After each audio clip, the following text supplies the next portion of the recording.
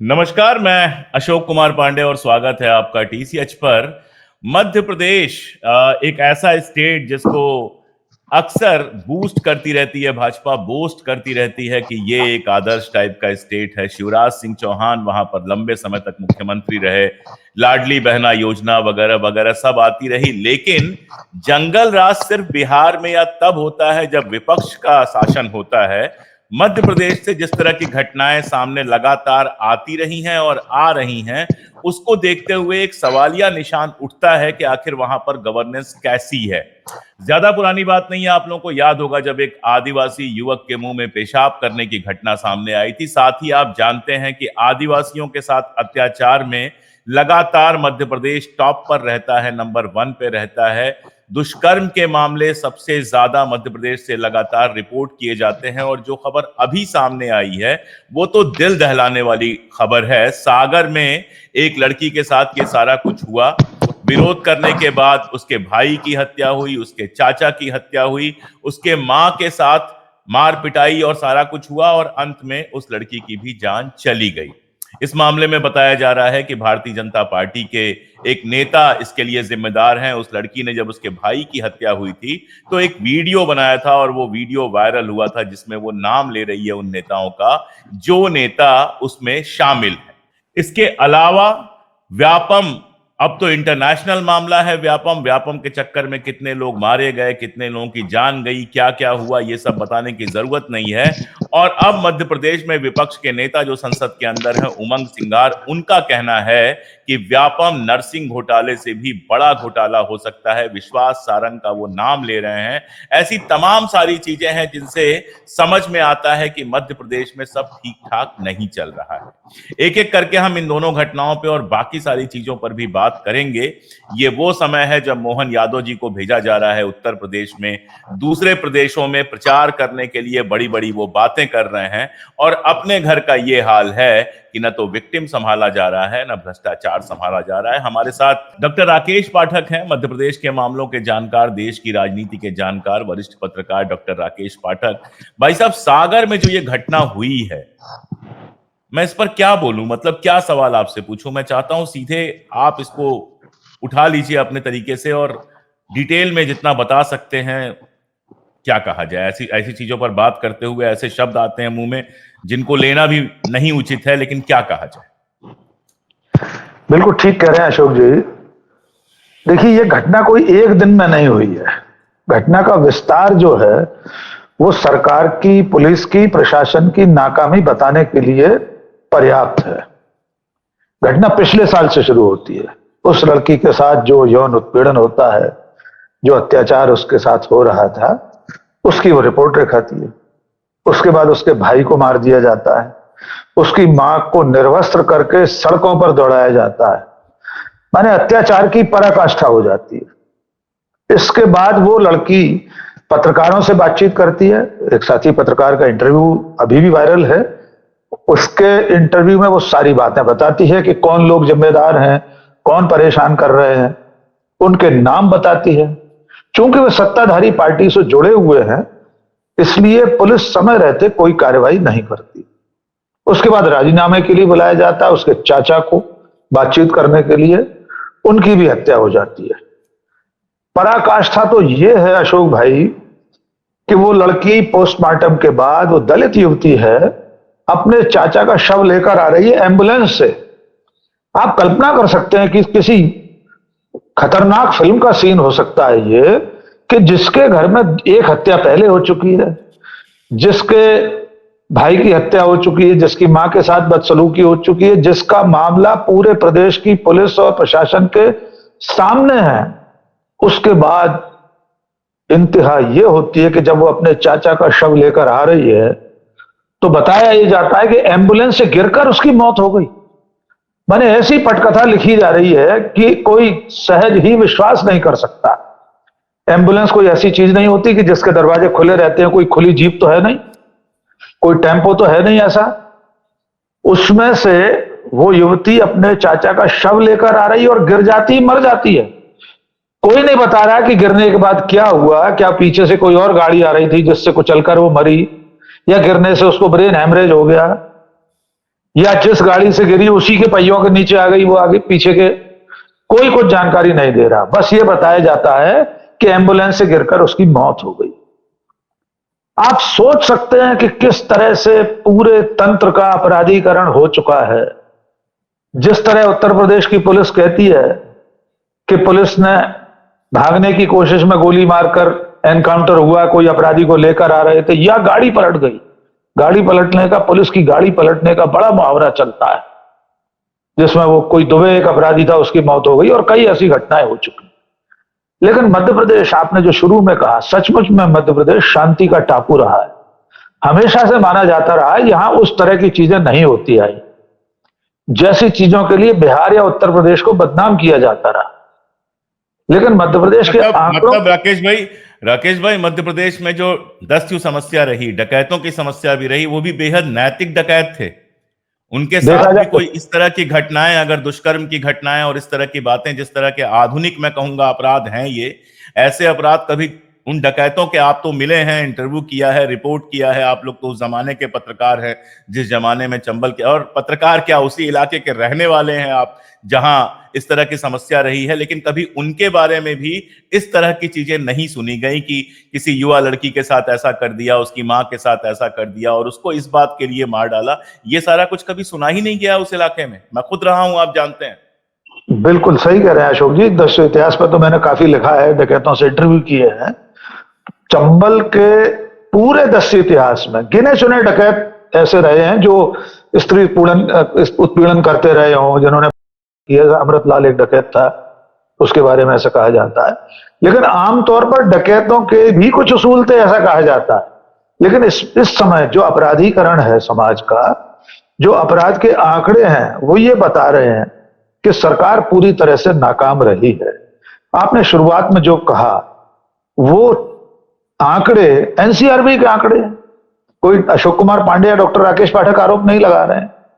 National crime record bureau कहता है कि मध्य प्रदेश में आदिवासियों के खिलाफ, आदिवासियों पर अपराध की जितनी घटनाएं होती हैं, उसमें मध्य प्रदेश सिरमौर है। नाबालिग बच्चियों के साथ यौन उत्पीड़न की घटना में मध्य प्रदेश आला मुकाम रखता है। और ये 20 साल से बीजेपी की सरकार के होते हुए हो रहा है। जो सरकार ये दावा करती है, जैसे उत्तर प्रदेश में वहां के मुख्यमंत्री दावा करते हैं और वहां जाकर केंद्रीय गृह मंत्री कहते हैं कि सोने से लद फद कर, सोने के आभूषण पहनकर भी कोई लड़की आधी रात को सड़कों पर निकल सकती है, वहां हेलीकॉप्टर का रेप्लिका चोरी हो जाता है। और मध्य प्रदेश, जहां पर बड़े बड़े दावे शिवराज सिंह चौहान करते रहे, डॉक्टर मोहन यादव करते हैं कि किसी को बख्शा नहीं जाएगा, और यहां अपराध की स्थिति यह है। बड़े शहर इस वक्त, इंदौर, ग्वालियर, औसतन 1.5 दिन में एक हत्या होती है, ऐसी स्थिति हो गई। की स्थिति यह है कि ग्वालियर में कल घर में घुसकर एक युवक ने, और वो सीरियल रेपिस्ट है, यद्यपि उसे पुलिस ने पकड़ लिया है और पुलिस की कहानी में उसे गोली मारकर एनकाउंटर के रूप में पकड़ा गया है। लेकिन जो घटना अभी हुई है, उस घटना में सबसे गंभीर बात यह है कि वो अचानक नहीं हुई है, एक दिन में नहीं हुई है, एक महीने में नहीं हुई है। उसका विस्तार तो पिछले साल से चला आ रहा है। और तब वहां पर इस जख्म पर फाह रखने के लिए कोई आदमी गया, तो उसका नाम है दिग्विजय सिंह, भूतपूर्व मुख्यमंत्री। वे कल लंबे चुनावी दौरे के बाद वहां पहुंचे, परिजनों से बातचीत की, बैठे, वहां एसडीएम को बुलाया, डीएसपी को बुलाया, उनसे सवाल जवाब किए। वे शव यात्रा में शामिल हुए अंतिम संस्कार में उस युवती के। लेकिन सरकार की तरफ से लीपापोती के सिवा अब तक ऐसा कुछ सामने नहीं आया है कि जो असली आरोपी हैं, असली मुलजिम हैं, उन तक पुलिस के हाथ क्यों नहीं पहुंचे। बुलडोजर न्याय की बात बहुत होती है, इसमें अभी और किसी धर्म के लोग होते तो शायद अब तक बुलडोजर चल गया होता, और किसी पार्टी के लोग होते तो चल गया होता। हम लोग उसके पक्षधर नहीं हैं, लेकिन चूंकि सत्ताधारी पार्टी से जुड़े हुए लोग हैं, इसलिए अब तक पुलिस और प्रशासन हाथ पर हाथ धरे बैठा है। जी अशोक, न्याय का बुलडोजर तो चले, किसी का घर ना गिरे, लेकिन कम से कम लोगों को न्याय तो मिले जिसने ये अपराध किया। और 1 साल तक ये अपराध चलता है, उसके बावजूद अगर सजा नहीं मिलती है तो बहुत सीधी सी बात है कि सरकार चाहती नहीं है कि अपराधियों को सजा मिले। एक लाइन में, इससे तीखा फिलहाल मैं कुछ नहीं कह सकता हूं, लेकिन अगर ऐसी सरकारें हैं जो इस आरोप के अपराधियों को भी बचा सकती हैं, हालांकि प्रज्वल रेवन्ना से लेकर मणिपुर तक इतना कुछ हुआ है कि अब सब कुछ न्यू नॉर्मल के अंदर आ गया है। लेकिन मध्य प्रदेश साथ में जो है भ्रष्टाचार के लिए भी बुरी तरह से जाना जाने लगा है पिछले कुछ समय से। कई घटनाएं हुई हैं। मुरैना में एक घटना बहुत कम लोगों को अब याद होगी, इस तरह घटनाएं लोग भूल जाते हैं कि किस तरह से बालू की चोरी रोकने एक ऑफिसर गया था, पुलिस ऑफिसर गया था, उसकी हत्या हो गई। उसके बाद उस केस का क्या हुआ कुछ नहीं पता। अभी दोबारा वैसा एक केस आया है, लेकिन सांगठनिक भ्रष्टाचार जिसको कहते हैं, सामूहिक भ्रष्टाचार जिसको कहते हैं, वो नजर आया था व्यापम में। व्यापम के बारे में आप लोग परिचित हैं कि किस तरह से सीटें बेची गई थी, क्या क्या हुआ था। मतलब भर्ती में जैसे जैसे घोटाले की कल्पना कोई कर सकता है, पूरी एक मूवी है, अगर कोई बनाए, किसी की हिम्मत हो तो पूरा एक फिल्म है पूरी जो बनाई जा सकती है, या सीरीज बनाना चाहे तो सीरीज बनाई जा सकती है। और अब उसी व्यापम की सीरीज में अगर किसी को व्यापम 2 बनाना हो तो उसका पूरा इंतजाम मध्य प्रदेश सरकार ने फिर से कर दिया है। उमंग सिंघार जो विपक्ष के नेता हैं वो कुछ कह रहे हैं, वो डिटेल में बता रहे हैं, उसको सुन लीजिए, फिर डॉक्टर साहब से सुनेंगे हम लोग कि और इसमें डिटेल क्या है। विश्वास सारंग का नाम सामने नहीं आ रहा। विश्वास सारंग ही इसके सरगना है। और जिस प्रकार से विश्वास सारंग के समय 200-250 अगर नर्सिंग कॉलेज को अनुमति दी गई, तो क्या मंत्री रहते इन्होंने क्या मापदंड देखे? कहीं दौरा किया इन्होंने? कहीं पर अस्पताल नहीं है, कहीं पर एक स्कूल के अंदर ही वहीं पर नर्सिंग कॉलेज चल रहे। तो ये एक बड़ा घोटाला है। अगर मुझे जानकारी मिली कि कई मंत्री, नेता, अधिकारियों ने मिलकर इसमें एक एक परमिशन के लिए 20-25 लाख रुपए लिए। आज फर्जी आप डिग्री देना चाह रहे हो, नर्स की डिग्री देना चाह रहे हो, फर्जी डॉक्टर आप बनाना चाह रहे हो, लेकिन मरीज तो इलाज के लिए वो तो है जिंदा, उसकी क्या गलती? तो ये फर्जी डॉक्टर, फर्जी नर्सों के नाम पर मरीज के साथ, एक आम परिवार के साथ खिलवाड़ चल रहा है। और जो बच्चियां जो नर्सिंग की ट्रेनिंग कर रहे हैं, युवक हो युवती हो, उनके भविष्य का क्या होगा? उन लोगों से आज ही कल ही मुझे कल जाहुआ कि किसी ने कल फोन करके बताया कि 80 से 85 हजार रुपये हम लोगों से लिए गए फीस के नाम पे, और हमें कोई ट्रेनिंग नहीं दी गई। हमें सिर्फ एक कमरे में, स्कूल के कमरे में बिठा दिया जाता है। तो ये वीडियो आपने देखा, डॉक्टर बनने का घोटाला पहले हो चुका था, ये अब नर्स बनने का घोटाला है, जिसमें बताया जा रहा है कि गली गली में नर्सिंग स्कूल खोल दिए गए हैं। ऐसे स्कूल हैं जो वाकई स्कूल के अंदर चलते हैं, प्राइमरी स्कूलों के अंदर नर्सिंग कॉलेज चलता है। क्या वहां पर फैसिलिटीज होंगी, क्या लैबोरेटरी होगी, अब ये सारा कुछ कल्पना करने के लिए मैं आपके ऊपर छोड़ दे रहा हूं। राकेश भाई साहब, ये क्या हो रहा है? अशोक भाई, पहले व्यापम और व्यापम 2 पर आए उससे पहले उस बात में और एक घटनाक्रम एक बात जोड़ लेते हैं। देखिए, मध्य प्रदेश में अभी बहुत ढिंडोरा पीटा गया है कि हेलीकॉप्टर वाली एयर एम्बुलेंस मध्य प्रदेश सरकार ला रही है। मोहन यादव ने उसका दावा किया है। आप एयर एम्बुलेंस जब लाएंगे तब लाएंगे, लेकिन अगर सड़क पर चलने वाली एम्बुलेंस से कोई लड़की गिरकर मर जाती है तो ये सरकार की, प्रशासन की स्वास्थ्य सेवाओं पर भी प्रश्न चिन्ह है कि वो एम्बुलेंस कैसी थी। आखिर कैसे कोई बिल्कुल जीती जागती, ना वो घायल थी लड़की, वो तो अपने चाचा के शव को लेकर आ रही थी, वो गिर कैसे गई? तो ये एम्बुलेंस सेवाओं पर भी सवाल है। अब आते हैं व्यापम 2। वैसे तो एम्बुलेंस सेवाओं पर इतना सवाल है राकेश भाई कि हमने जाने कितनी तस्वीरें देखी हैं कि कोई ठेले पे लाद के ले जा रहा है, कोई साइकिल पे लाद के ले जा रहा है, कोई कंधे पे लाद के ले जा रहा है। तो कोई एम्बुलेंस मिलती कितनी है और कैसी है, उस पर तो कोई बात ही करने की जरूरत नहीं है। आजकल हुआ यही है कि हवाई, बुलेट, ये सब की बात जरूर हो रही है, लेकिन जो बेसिक सुविधाएं हैं उनकी कोई बात नहीं हो रही है। सिर्फ उसकी बात होती है जिसके विज्ञापन का हुआ बनाया जा सके, या अगर इजाजत दें तो मैं कह सकूं कि जिस पर बड़ा कमीशन खाया जा सके। बिल्कुल सही बात है अशोक जी। और ये जो सड़कों पर, ठेलों पर, रिक्शे पर शव ले जाने वाली घटना है, जो मध्य प्रदेश में भी लगातार हो रही है। अभी कुछ दिनों पहले ऐसा एक दृश्य हमने देखा था। अब आते हैं व्यापम 2, 3, कुछ भी कर लीजिए, यहाँ तो अंतहीन सिलसिला मध्य प्रदेश में चल रहा है अशोक भाई। लेकिन एक जानकारी, फिल्म निर्देशक अगर कोई देख रहा हो तो उसके लिए यह आइडिया है, राकेश भाई को गौर से सुन लीजिए, पूरा आइडिया मिल जाएगा। नहीं नहीं, लेकिन मैं आपको बताना चाह रहा हूं हमारे दर्शकों को, सीरियल बन चुका है इस पर, बहुत अच्छा सीरियल अच्छा। बना है, व्यापम पर बना है, विसिल ब्लोअर उसका नाम है। रवि किशन ने उसमें अच्छा रोल किया है, बहुत शानदार। जिसने वो हर्षद मेहता पे सीरियल बनाया था, क्या नाम था उस सीरियल, उस उन्होंने ही डायरेक्ट किया है। बहुत अच्छा सीरियल 2-3 साल पहले बन चुका है। और विनम्रता से मैं बताना चाहूंगा कि हमारी छोटी बेटी शची पाठक, शची ने उसमें रोल अदा किया, उसका भी रोल था 2-3 एपिसोड तक। आप देखिएगा विसिल ब्लोअर, बहुत अच्छा सीरियल बना है। रवि किशन जो मेरी बीजेपी के मेरी सांसद, जानकारी इस मामले में अक्सर बहुत कम होती है। नहीं नहीं, बहुत बहुत अच्छा सीरियल, बड़े बड़े डायरेक्टर हैं वो जिन्होंने हर्षद मेहता पे सीरियल बनाया। सोनी लिव पर है वो।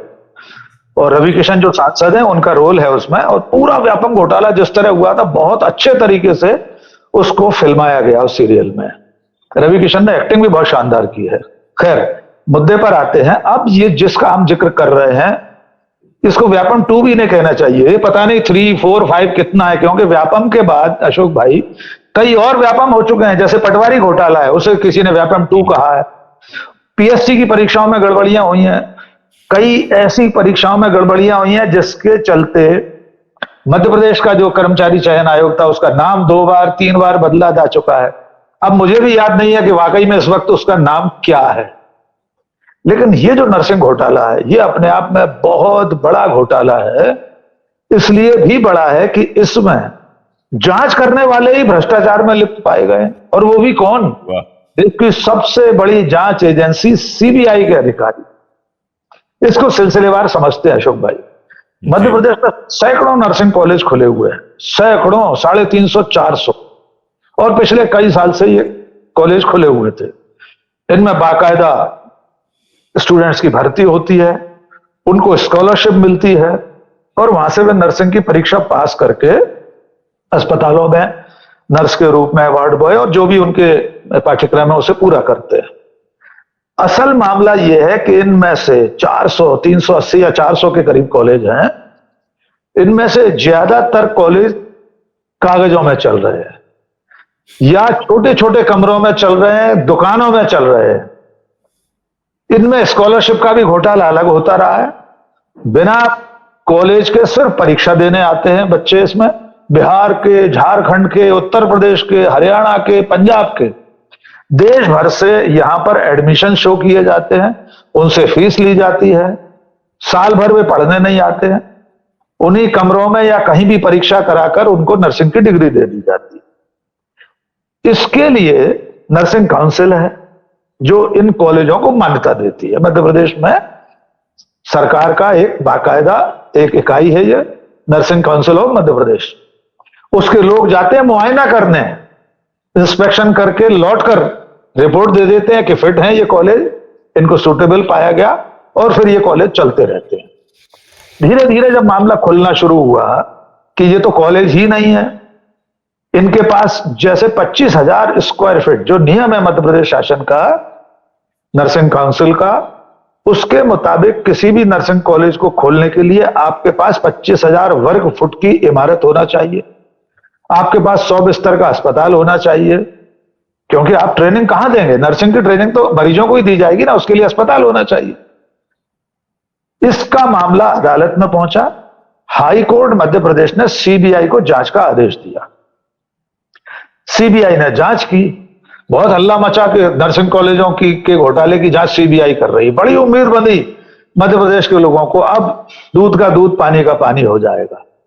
लेकिन साहब, जब रिपोर्ट आई अशोक भाई, तो नर्सिंग को 308 कॉलेजों की जांच की। सीबीआई की जो जांच टीम थी, जो एक कोर कमेटी बनाई गई थी, उसमें 7 अधिकारी थे। इस टीम ने 159 कॉलेजों को सूटेबल यानी सुपात्र पाया कि हाँ ये चलने लायक है, इनके पास बिल्डिंग है, अस्पताल है, फैकल्टी है, प्रोफेसर है, सब कुछ है।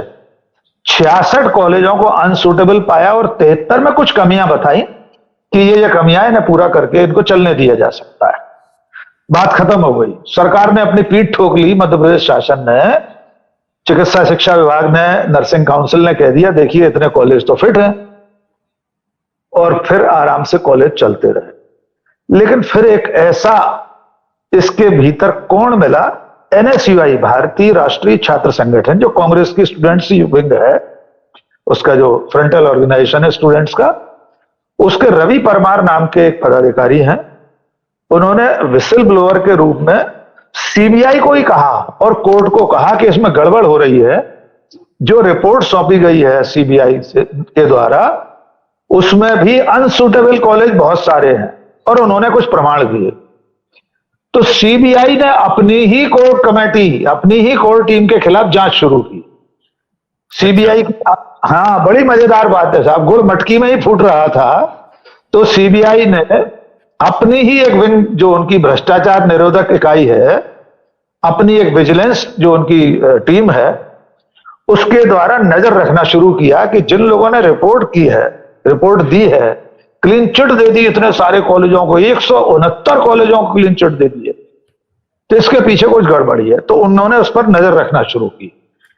मुझे ऐसा लगता है, जो मेरे जानकार सूत्रों ने बताया, इन लोगों के टेलीफोन रिकॉर्ड जांचे गए। तो पाया यह गया उनके सीडीआर में कि ये तो जिनकी जांच कर रहे थे उन्हीं से टेलीफोन पर लंबी लंबी बात कर रहे हैं, सैकड़ों बार। और फिर सीबीआई के अधिकारी, सीबीआई का एक इंस्पेक्टर राहुल राज भोपाल में एक कॉलेज के संचालक से 10 लाख रुपए रिश्वत लेते हुए पकड़ा गया। फिर उसकी परतें खुलना शुरू हुई। 10 लाख रुपए, मतलब जिस टीम ने क्लीन चिट दी थी उसका ही अधिकारी है, उसी टीम का। हाई कोर्ट के निर्देश पर जो सीबीआई की टीम काम कर रही थी, जांच कर रही थी, उसका इंस्पेक्टर राहुल राज नगद रंगे हाथों रिश्वत लेते हुए पकड़ा गया।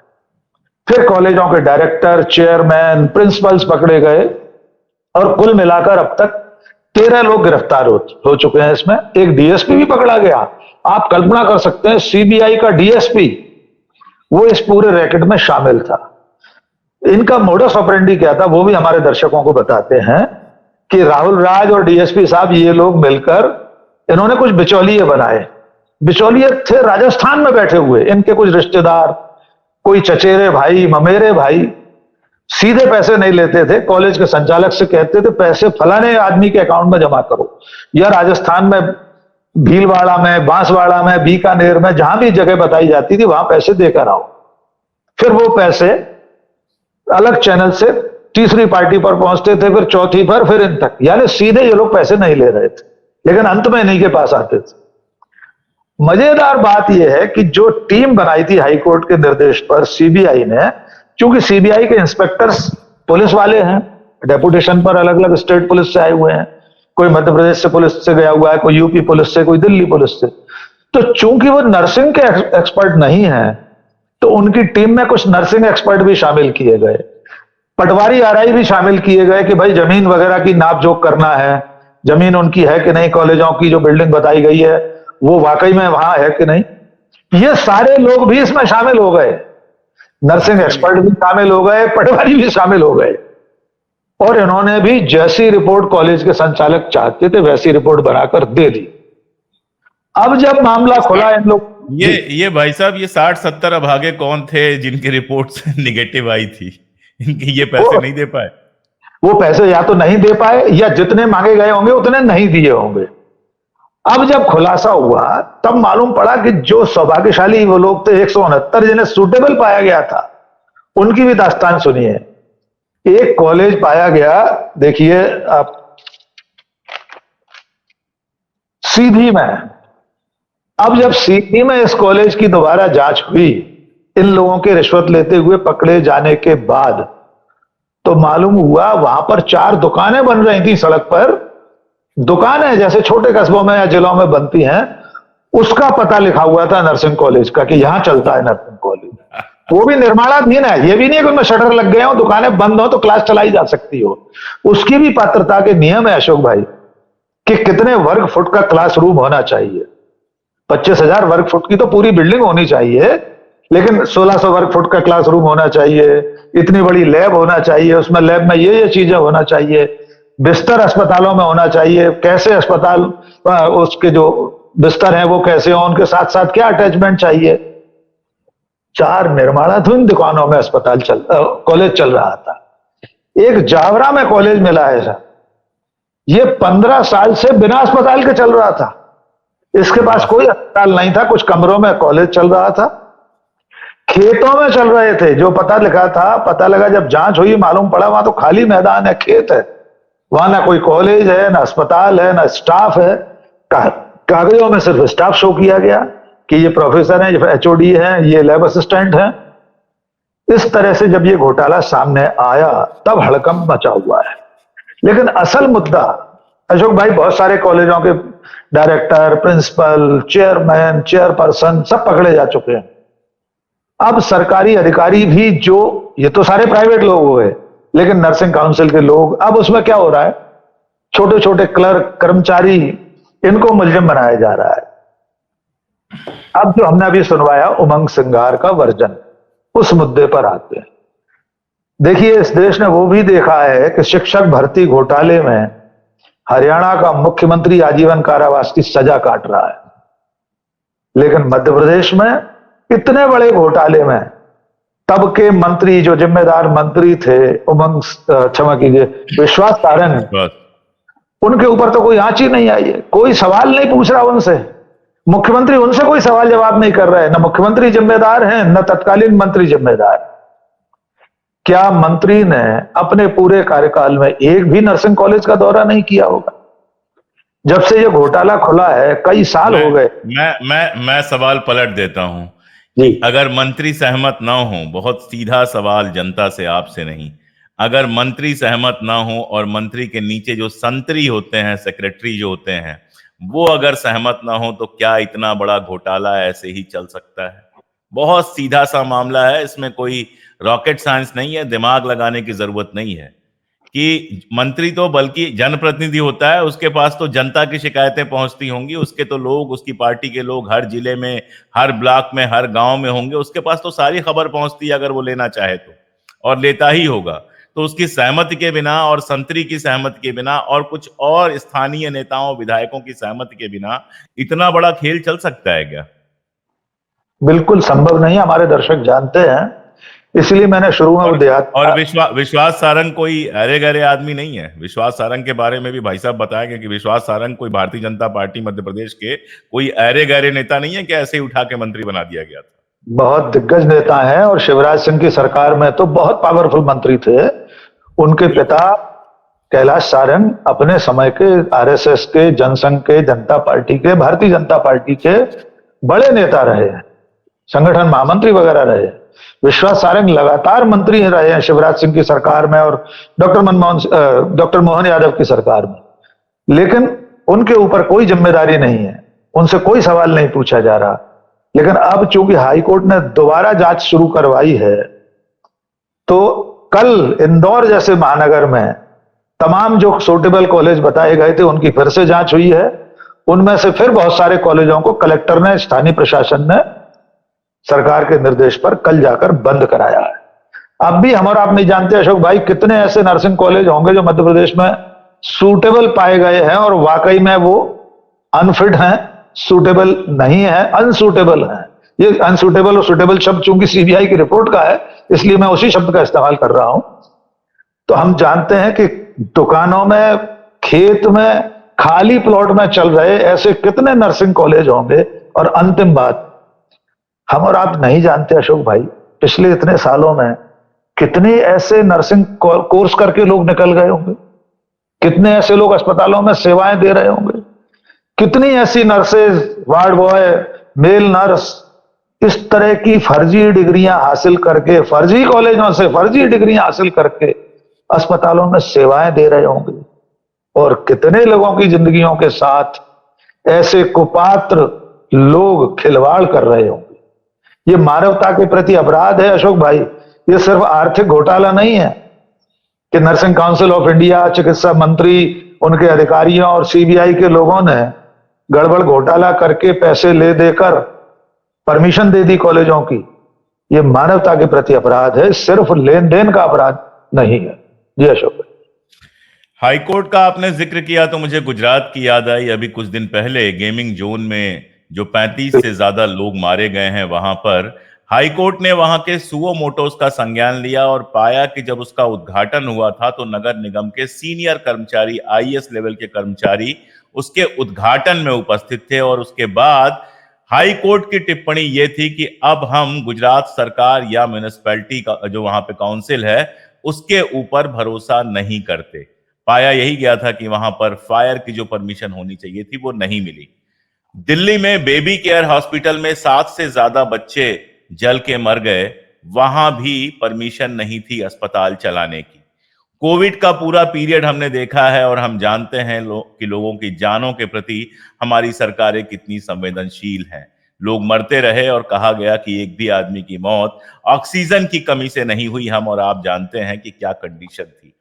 करप्शन, हमेशा कहा जाता है कि करप्शन की जो गंगोत्री होती है वो टॉप पे होती है। अगर सबसे ऊंचा अधिकारी ना चाहे, अगर मंत्री ना चाहे, थोड़ा बहुत तो हो सकता है, लेकिन इस दर्जे का करप्शन नहीं हो सकता। मैं सीबीआई की शब्दावली ना इस्तेमाल करके एक नया शब्द, एक दूसरा शब्द इस्तेमाल कर रहा हूं कि नॉन एग्जिस्टेंट, जो है ही नहीं, जो बिल्कुल उस सही। दुकान में है जिस दुकान में शटर ही नहीं है, वहां पे है जहां हॉस्पिटल है ही नहीं, जहां कोई चिन्ह नहीं है, वहां पर सिर्फ कागज पे चल रहे हैं। नॉन एग्जिस्टेंट नर्सिंग हॉस्पिटल आप बनाते हैं, वहां से नर्सिंग का सर्टिफिकेट मिलता है। नर्सें भगवान से कम नहीं होती हैं, डॉक्टर से कम नहीं होती हैं जिस समय आपका इलाज चल रहा होता है। और आप एक पूरी पीढ़ी के साथ छल कर रहे हैं, जनता के साथ छल कर रहे हैं। लेकिन चूंकि आप देवाधिदेव की सरकार से हैं, चूंकि आप सत्ता आपके हाथ में लंबे समय से है, तो आपको 7 नहीं 100 खून माफ है। व्यापम आया गया, ये आया गया, पटवारी घोटाला आया गया, कभी किसी एमएलए को भी 2 घंटे जेल में नहीं भेजा गया। ये हमारी व्यवस्था है। कहीं और होती तो मैं इसको जंगल राज कहता। चूंकि भारतीय जनता पार्टी की सरकार में है तो जंगल राज कहना अपराध हो जाएगा। क्या कहना चाहिए आप तय कीजिएगा, और अगर चाहिए तो हमें कमेंट में बताइएगा भी। आज के लिए इतना ही। राकेश भाई बहुत शुक्रिया, फिर मिलते हैं।